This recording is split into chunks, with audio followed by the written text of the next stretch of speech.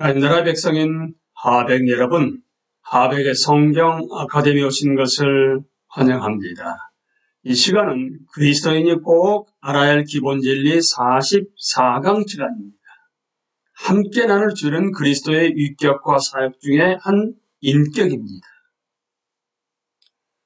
성경의 여러 증거들은 주 예수 그리스도의 인격, 그러니까 위격에 관한 두 개의 근본적 진술로 우리를 안내합니다. 곧 그분은 참 인간이며 참 하나님이십니다.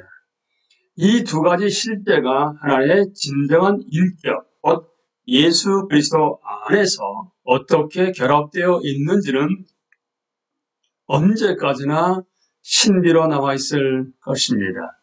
그렇다고 해서 성육신을 더 깊이 이해하려는 시도를 미리 단념해서는 안 됩니다. 만일 우리가 이 작업을 소홀히 한다면 다른 사람들이 그것을 부적절한 방식으로 시도하여 결국 오류와 혼란을 초래할 것이기 때문입니다. 기독교 교리의 다른 영역들도 마찬가지지만 그리스도의 인격에 관한 교리에 부주의한 목자들은 의락질하는 이리들을 불러들이고 말 것입니다.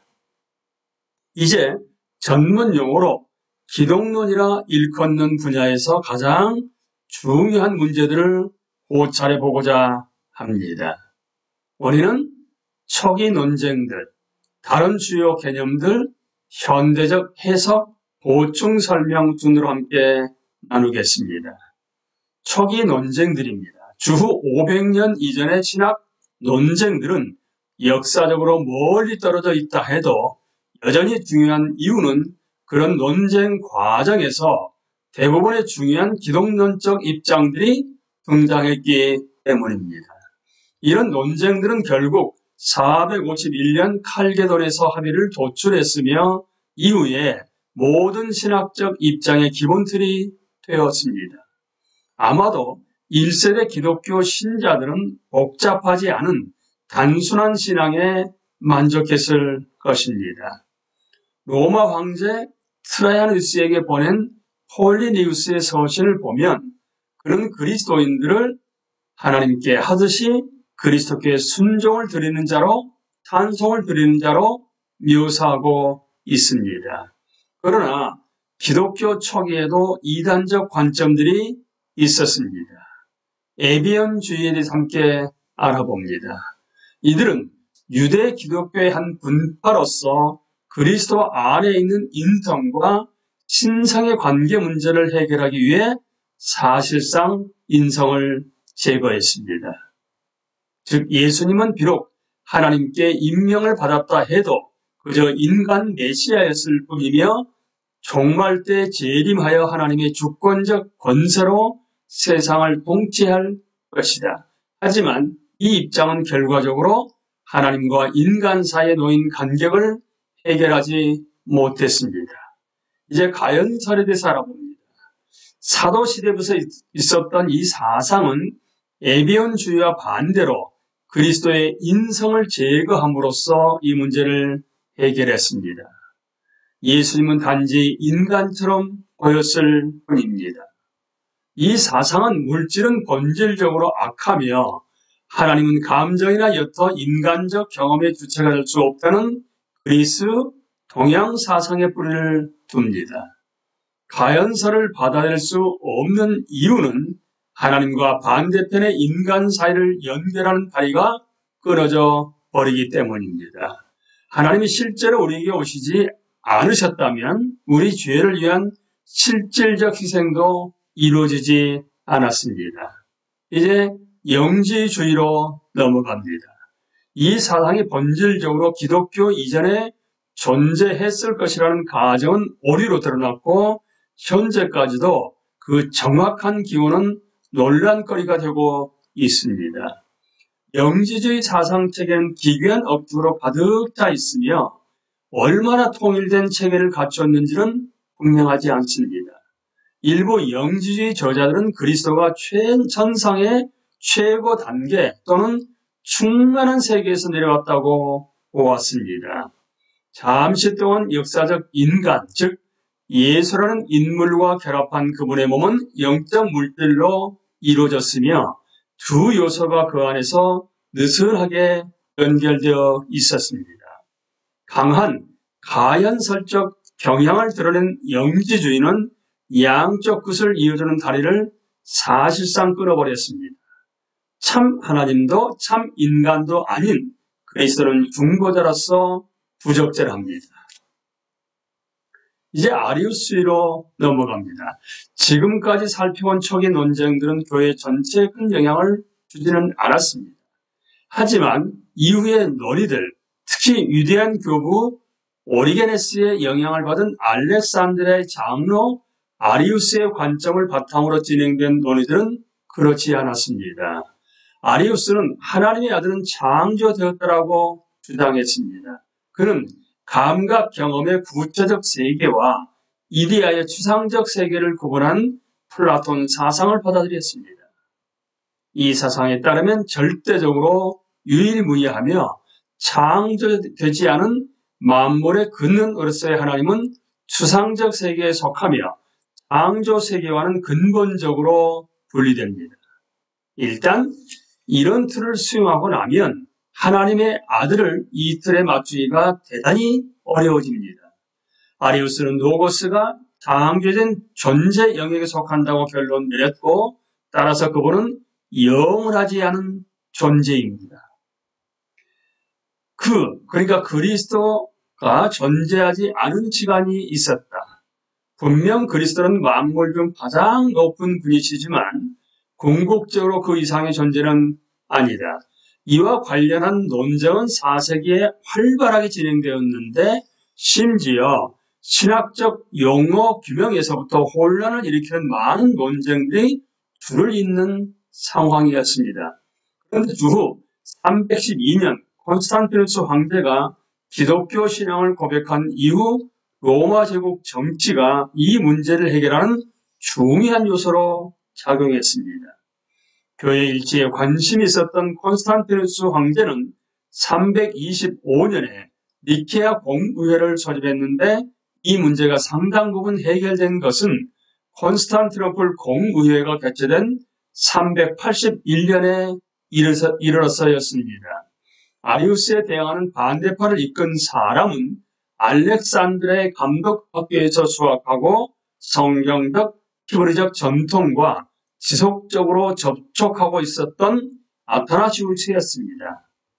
그는 청년 시절 디오클레티아누스 황제 치하에서 그리스도인들이 순교하는 모습을 보고 깊은 감동을 받았고 절대적 이원론을 거부하고 예수 그리스도에 대한 성경의 증언 안에서 그분을 이해하려고 노력했습니다.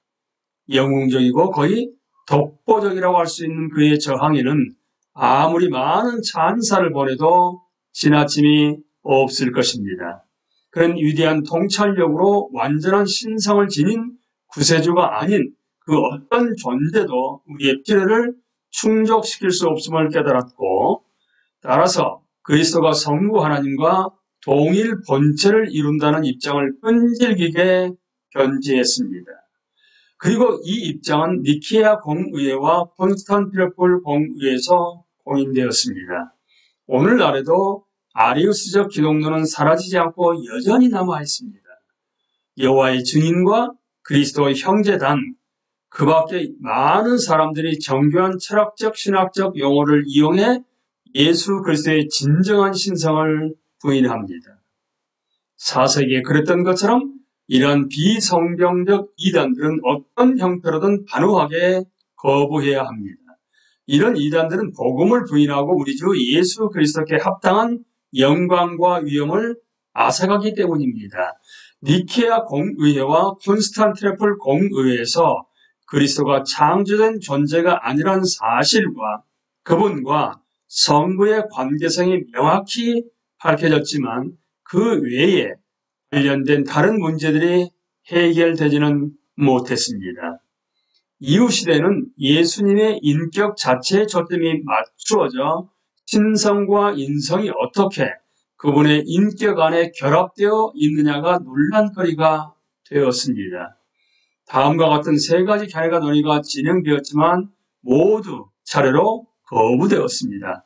아폴리나리우스주의, 네스토리우스주의, 유티케스주의 하나씩 알아보겠습니다. 아폴리나리우스주의입니다. 아타나시우스의 열광적 지지자였던 아폴리나리우스는 예수님 안에 영원한 말씀이 인간의 영혼 대신 존재한다고 주장했습니다. 성육신은 하나님이신 아들이 인간의 몸 안에 거하는 사건이므로 그리스도는 완전한 인간적 본성을 소유하지 않는다는 것입니다. 명백히 가연설적 경향을 띠는 이 견해는 하나님이 진정으로 인간이 되셨음을 사실상 부정한다는 이유로 거부되었습니다.